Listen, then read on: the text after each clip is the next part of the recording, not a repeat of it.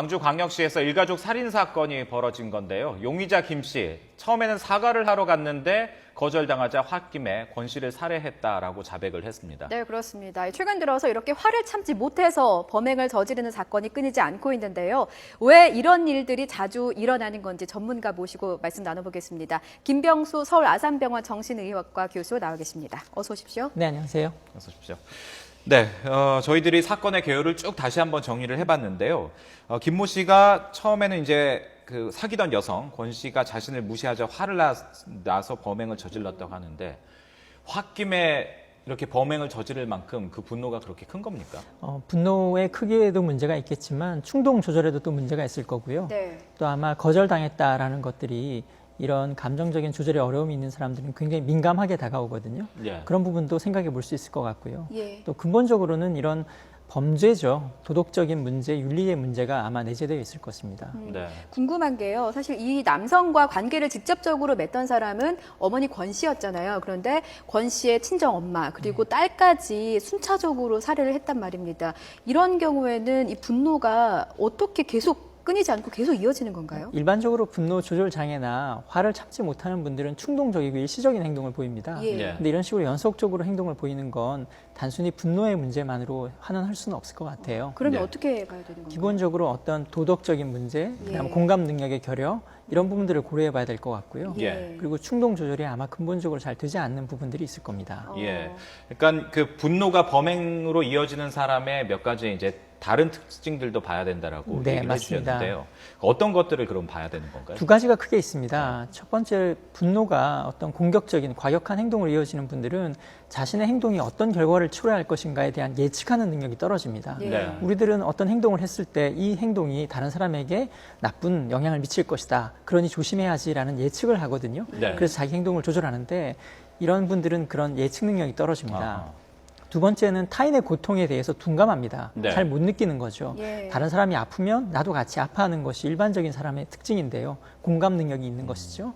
그런데 이런 분들은 그런 타인의 고통을 느끼지 못하기 때문에 자기 스스로를 조절하는 능력마저도 제한되는 것입니다. 예. 말씀하신 것처럼 만약에 범행을 저지를 가능성이 있는 사람이 뭐 예측 능력이 좀 떨어지고 자기가 한 일이 어떤 일을 불러올 것인가에 대해서 생각을 미처 못하고 있고 타인의 고통에도 좀 둔감하고 이런 사람이 욱하는 성격과 함께 맞물려서 범죄가 일어나는 거잖아요. 네. 그렇다면 주위에 있는 사람들이 좀 이 사람은 범죄를 저지를 가능성이 좀 있는 것 같다, 위험하다 이렇게 좀 볼 수 있는 기준이 있습니까? 특별히 그런 기준은 없다고 생각합니다. 예. 하지만 평소에도 별것 아닌 이야기에 굉장히 사소한 반응을 보이는 경우, 예. 다른 사람의 평가에 민감한 반응을 보이는 경우, 그리고 사소한 거절에도 굉장히 예민한 반응을 보이는 경우는 감정 조절에 좀 어려움이 있을 가능성이 많습니다. 왜냐하면 이런 분들은 자기 자신에 대한 평가, 예. 자존감이 굉장히 불안정하거든요. 겉으로는 굉장히 대단한 척 이야기하지만 내재적으로는 굉장히 자존감이 낮기 때문에 예. 다른 사람의 사소한 평가, 잘못된 평가나 부정적인 반응, 예. 거절에 과대한 반응이나 공격적인 반응을 보일 가능성이 많습니다. 예.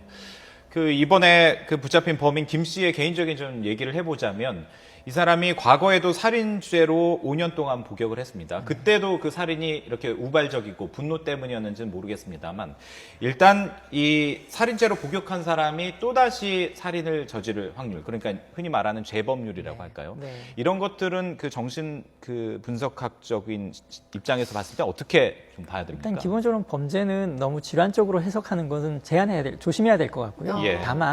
다만 공감 능력이 결여되어 있거나 충동 조절이 어려운 부분들은 사실은 잘 변화되기 어려운 부분도 있습니다. 네. 한번 범행을 저질렀다면 사실은 그런 내재적인 문제들은 계속 지속될 가능성이 있거든요. 어떤 환경적인 자극이나 네네. 스트레스가 주어지거나 충격적인 경험들이 있거나 좌절 경험이 있으면 또다시 그런 문제가 다시 행동화될 가능성은 높다고 판단이 예. 됩니다.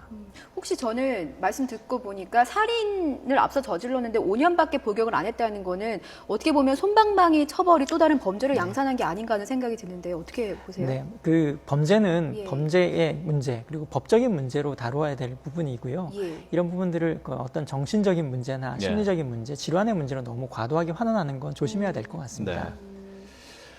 얼마 전에도 비슷한 사건들이 있었습니다. 네. 뭐 많은 분들이 기억을 하실 텐데요. 저희들이 화면을 보시면서 이 사건도 다시 한번 좀 짚어보도록 하겠습니다. 네, 함께 보시죠. 지난달 광주의 한 아파트에서 부부싸움을 하던 A씨가 휘발유를 붓고 불을 붙였습니다. A씨와 또 A씨 아내, 또 A씨의 아들, 그리고 아파트 주민 10명이 부상을 입었는데요.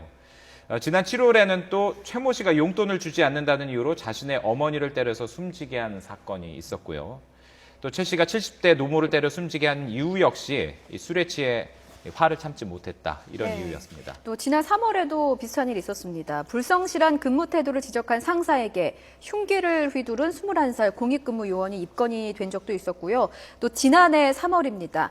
김모 군이 친척들에게 흉기를 휘둘렀는데 자신의 부모를 무시한다, 이런 이유로 작은 아버지가 숨지고 친척 7명이 다쳤습니다. 교수님, 왜 이런 범죄가 부쩍 늘어나는지 이유를 정말 알 수가 없습니다.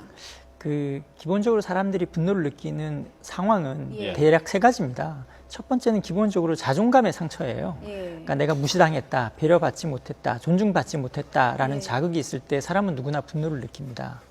두 번째 경우에는 자기의 기본적인 권한이나 영역을 침범당했을 때 분노를 느끼게 되거든요.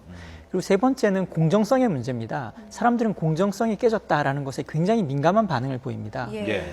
내가 나의 어떤 원칙이나 남들과 부당하게 다르게 처우받았다라는 느낌을 받으면 사람들은 누구나 분노를 느끼거든요. 예.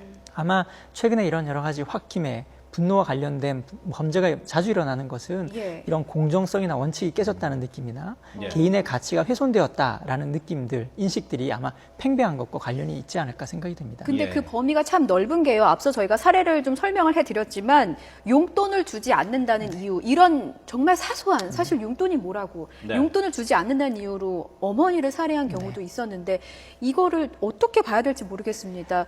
뭐 분노 조절 장애이기 때문에 사소한 이유가 도화선이 돼서 살인을 저지를 수도 있다, 이런 식으로 다 해석을 해야 되는 겁니까? 그렇지는 않습니다. 뭐 여러 가지 해석이 가능하겠지만 네. 기본적으로는 충동의 어떤 조절 능력에 문제가 있었을 가능성이 많습니다.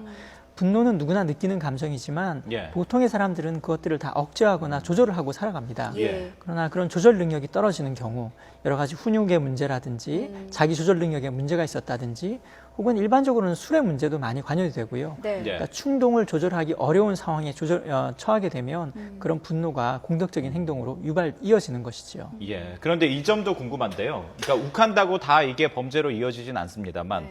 분노 조절 장애를 겪고 있는 사람은 분명히 문제가 있는 것 같습니다. 이건 선천적인 겁니까? 아니면 뭐 환경 때문에 그런 겁니까? 둘 다입니다. 예. 기본적으로 공감 능력은 우리 뇌에 인슐라라고 하는 부위와 연결이 되어 있거든요. 예. 그런데 인슐라 기능에 문제가 생기면 공감 능력에 문제가 생기고요. 그런 분들이 소시오퍼스로 이어진다는 보고들이 많습니다.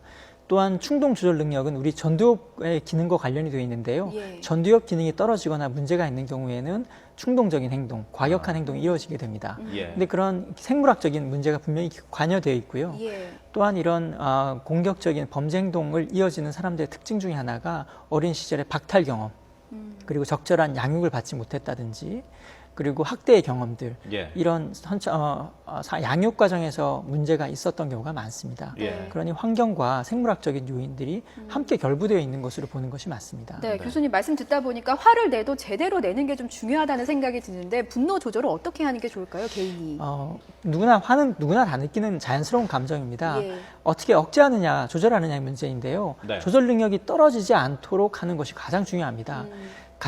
가장 흔한 문제는 사실은 술입니다. 네, 네. 술이 우리 뇌의 억제 기능을 떨어뜨리거든요. 술을 자제하는 것이 사실 가장 중요하기도 하고요.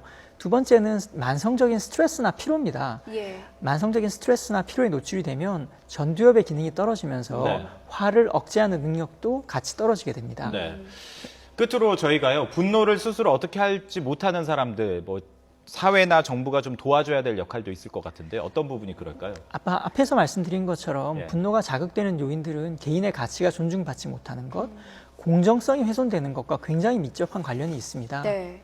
우리 사회 전체에서 개인의 가치가 존중된다는 인식, 예. 그리고 공정하다는 인식, 원칙이 잘 지켜진다는 인식이 널리 퍼져나가게 된다면 예. 분노가 자극되는 상황이 분명히 줄어들 것이고요. 아마 사회 분위기상 그런 것들을 확산시키는 것이 아마 중요하다고 생각이 됩니다. 네, 우선 기본적으로 너무 개인에게 책임을 물기보다는 예. 사회 전반적으로 좀 공감대를 모을 필요가 있을 것 같습니다. 지금까지 김병수 서울 아산병원 정신의학과 교수님이었습니다. 고맙습니다.